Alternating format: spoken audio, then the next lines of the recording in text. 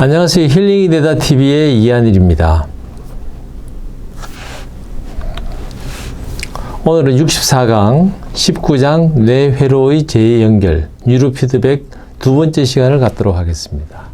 오늘은 뇌의 조화 상태를 눈으로 확인하다, 뉴로피드백의 탄생 두 가지 주제에 대해서 말씀드리겠습니다.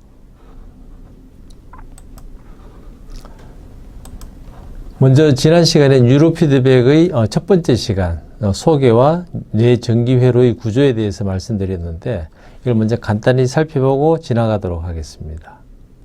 그래서 뇌전기회로의 구조는 1924년 독일의 뇌정신과 의사인 한스 베르거가 이 뇌파의 모양을 이렇게 보니까 이 머리의 정신적인 상태에 따라서 뇌파의 모양이 좀 다르게 나타난다. 이제 이런 것들을 발견했고, 여기에 대해서 이제 꾸준히 연구가 되고 나서 2013년도에 되면 이런 슬로우 웨이브, 뇌파가 좀 천천히 이렇게 진행하는 이런 것들이 ADHD의 그러니까 애들이 막 이렇게 집중을 못하고 막 이렇게 좀 정서가 안정이 안 된 애들, 뭐 이렇게 좀 막 이렇게 그러니까 차분하게 있어야 되는데 집중해서 공부를 못하고 막 애가 들떠 있는 이런 애들에 대해서 이것이 중요한 이걸 진단하는데 굉장히 중요하다 하는 것이 이제 2013년도에 되면 미국의 FDA에서 이제 이런 것들이 이제 공인이 되고 이런 것들이 되면서 이제 의학적으로 본격적으로 사용이 되게 되었다. 이제 이런 이야기를 지난 시간에 했습니다.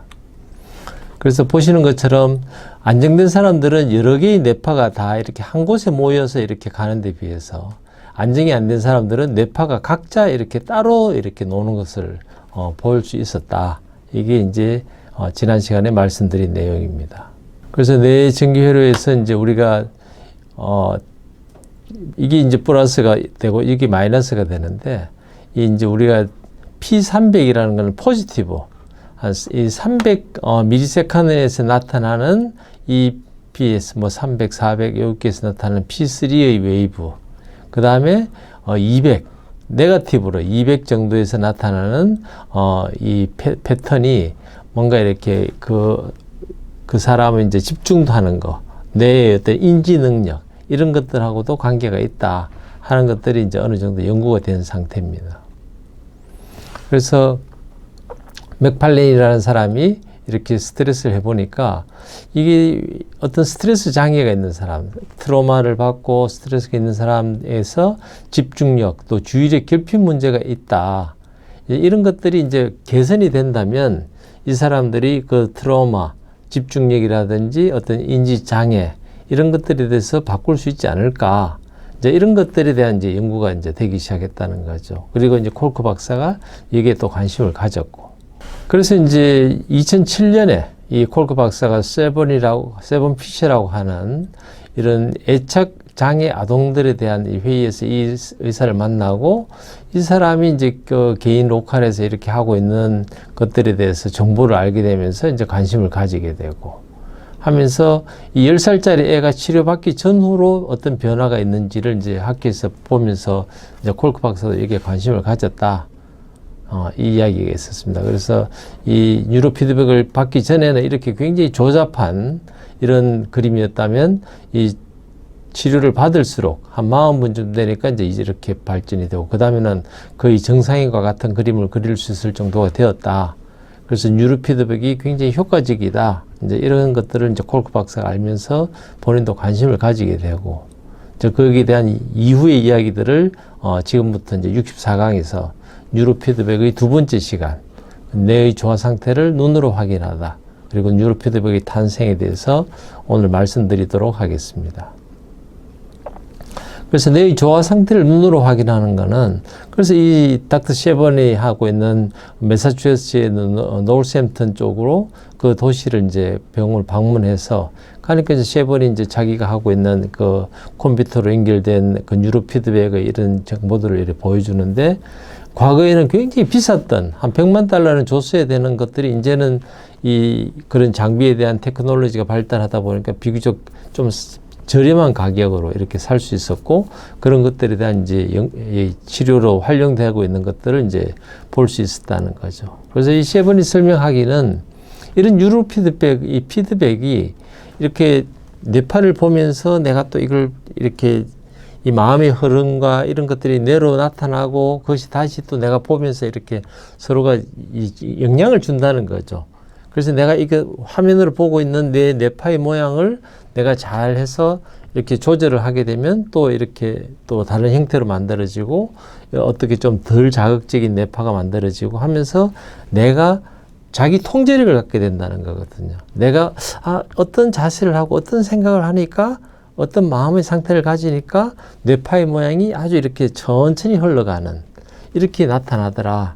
이제 이게 이제 자꾸 훈련을 하게 되면 그것이 이제 내 몸에 이렇게 장착이 되는 거거든요. 그래서 이 내면에 갇혀 있던 뇌의 진동 특성을 자유롭게 풀어주고 새로운 특성이 되도록 만들어준다. 이게 이제 뇌파의 뉴로 피드백의 핵심되는 개념이고 이제 이걸 통해서 치료가 된다 하는 걸 이제 설명하고 있거든요. 그래서 이제 셰번이 이제 이 뉴로 피드백의 여러 가지 패턴들 이런 걸 하면서 이렇게 이제 이걸 이제 막 이렇게 뇌파만 보여주는 것이 아니고 뭐 우주선 게임 같은 걸 해서 우주선이 막 이렇게 날아가고 있고 이거 이제 서로가 경주 뭐 이렇게 자동차 경주하듯이 이렇게 하는데 어떤 어려움이 있을 때 내 뇌파가 이제 이렇게 안정이 되면 오히려 더 속도가 빨라지고 내가 안정이 되면 오히려 우리가 화살을 쏠 때 그 관역의 가운데 오히려 더 정확하게 맞출 수 있고 이제 이렇게 하면서 게임을 하듯이 하면서 이 치료를 이제 하는 이런 이제 프로그램이 요즘에 많이 개발되어 있으니까 이제 콜크 박사가 이제 거기에 대한 걸 해본 거죠. 그래서 이제 콜크 박사도 앉아서 이제 테스트를 해보니까 이제 본인이 이렇게 그 게임에서 나온 이제 우주선이 이렇게 앞으로 가고 이제 그것이 이제 이기고 이러면서 이제 재미를 느끼면서 이제 뇌파 치료를 하는 이런 이제 장비에 대한 소개를 이제 하고 있는 거죠. 그래서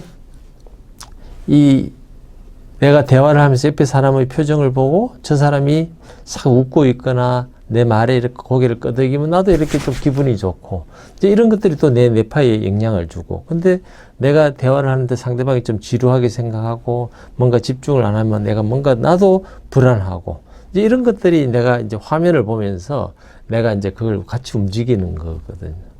그러니까 옆에 사람의 반응 대신에 나는 이제 화면을 보면서 이 뇌파의 흐름을 이제 보는 것들이니까 그걸 보면서 내가 이제 훈련을 하는 이제 그런 기본 원리에 대해서 이제 콜크 박사가 이제 설명을 하고 있습니다.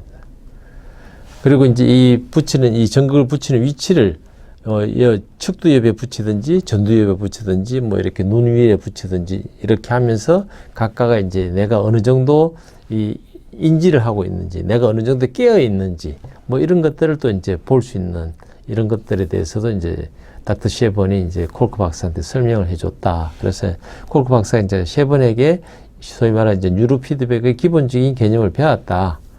그래서 이제 이걸 이용해서 그럼 어떻게 할 수 있냐 하면 이제 앞에 말씀드린 것처럼 이 셰번은 뉴로 피드백을 이용해서 이 환자가 이제 두려움 같은 것들 혹은 수치심, 분노 이런 것들이 있을 때 나타나는 뇌파를 내가 보면서 이걸 아주 이렇게 슬로우 웨이브로 천천히 흘러가는 웨이브로 이제 본인이 이렇게 하면서 조절이 되면 이것이 반복적으로 하다 보면 어느 순간에는 내가 그런 이제 트라우마로 받았던 두려움이라든지 수치심, 이런 분노 이런 것들이 어느 순간에 이렇게 많이 깔아진다는 거거든요. 그럼 이제 내가 안정이 되고 내가 회복이 되고 그렇게 되면 이제 내가 어떤 그런 상황을 맞닥뜨려도 내가 분노하지 않고 두려워하지 않고 되게 편안한 상태를 유지할 수 있다. 이게 이제 뉴로 피드백이 가진 그런 장점이고, 이제 그래서 이걸 가지고 이제 트라우마에 적용할 수 있겠다. 이제 이런 이야기를 이제 콜크 박사는 설명하고 있습니다. 그래서 2007년에 이제 콜크 박사가 봤지만 사실은 1950년대부터 이런 것들이 이제 좀 도입되고 뭐 사용되기 시작했다는 거거든요. 그래서 우리가 이제 알파파가 아주 이렇게 그래도 좀 차분한 그런 웨이브를 이야기하는데 이 알파파를 자꾸 이제 만들도록 이렇게 뇌를 훈련시키면 이제 환자가 이제 안정감을 가질 수 있다는 거거든요. 그럼 환자가 릴렉스가 되고 환자가 좀 편안해지면서 이제 어떤 인지 기능도 좋아지고 이렇게 될 수 있다 하는 게 이미 뭐 1950년대부터 이제 시카고 대학에서부터 이제 도입돼서 뭐 테스트를 하고 했다는 거거든요. 그래서 이제 1968년도가 되면 이미 이제 그때는 우주선에 막 로켓에 원숭이도 실어서 보내고 막 이럴 때인데, 그때 이제 어떤 그런 모노메칠 하이드레이트, 이런 이 물질에 대해서 이 독성을 연구해 달라고 할 때 미리 이제 이 주파수를 갖고 훈련했던 그런 이 동물, 고양이들은 이걸 잘 견디는 데 비해서 그것이 훈련이 안 됐던 것들은 이것이 굉장히 집중력을 잃어버리는 이제 그런 것들을 우리가 알 수 있었다. 그래서 이미 1968년도에도 뉴로 피드백이라는 이런 개념을 가지고 동물 실험도 하고 이렇게 했었다는 거거든요. 그리고 이제 1971년도에 되면 이제 간질에 대해서, 간질이 있던 애에 대해서 이런 것들을 도입해 보니까 간질에 대해서도 굉장히 좋은 치료 효과가 있었다. 이제 이렇게 이야기를 하고 있습니다. 그래서 이런 이제 역할들이 뉴로 피드백이 그래서 정신과 질환에 대해서 혹은 간질에 대해서 뭔가 역할을 하지 않을까 했는데, 문제는 이제 이 책에서도 계속 반복되게 나오는 게 1970년대부터는 정신과 질환 약물이 굉장히 다양한 종류가 나오기 시작하면서 대부분의 정신과 의사들이 어떤 이런 뉴로 피드백이라든지 이 책에서 이야기하는 다양한 방법으로 정신과 환자를 치료할 생각보다는 그냥 약물 처방하는 데 관심을 두고, 모든 연구비나 이런 것들도 막 이 약을 써야지. 이 제약회사에서도 이 돈벌이를 위해서 그런 약물을 연구하는데 연구비를 주고, 이렇게 하다 보니까 모든 정신의학계, 뇌과학 이런 영역들이 그저 이 물질로서 뇌를 치료하는, 이래 되다 보니까 이제 뉴로 피드백이 이제 저 멀리 밀려났다. 한동안 이제 관심 밖의 일이었다. 이제 이렇게 이야기를 하고 있죠. 그래서 이런 것들이 이제 다른 나라들, 유럽, 러시아, 호주에서는 그래도 이제 좀 폭넓게 이렇게 연구가 이루어지고, 미국에서도 이제 그 뒤에 이제 이런 것들이 아무래도 의료보험이 되거나 이런 것들이 안 되다 보면은 연구가 잘 안 되게 되고, 이제 그렇게 됐던 것들이 이제 조금씩 이제 연구가 이제 되기 시작했다. 그래서 실제로는 뉴로 피드백에 대해서는 미국보다는 유럽이나 러시아, 오스트레일리아 이쪽이 이제 더 활성화가 됐었다. 이제 이렇게 이야기를 하고 있습니다.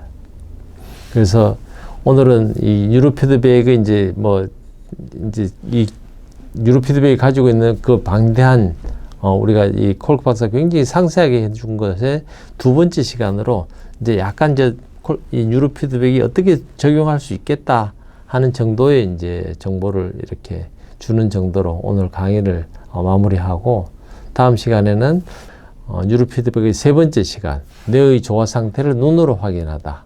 그리고 뉴로 피드백의 탄생, 여기에 대해서 이제 본격적으로 뉴로 피드백을 설명하는 그런 시간을 갖도록 하겠습니다. 시청해 주셔서 고맙습니다.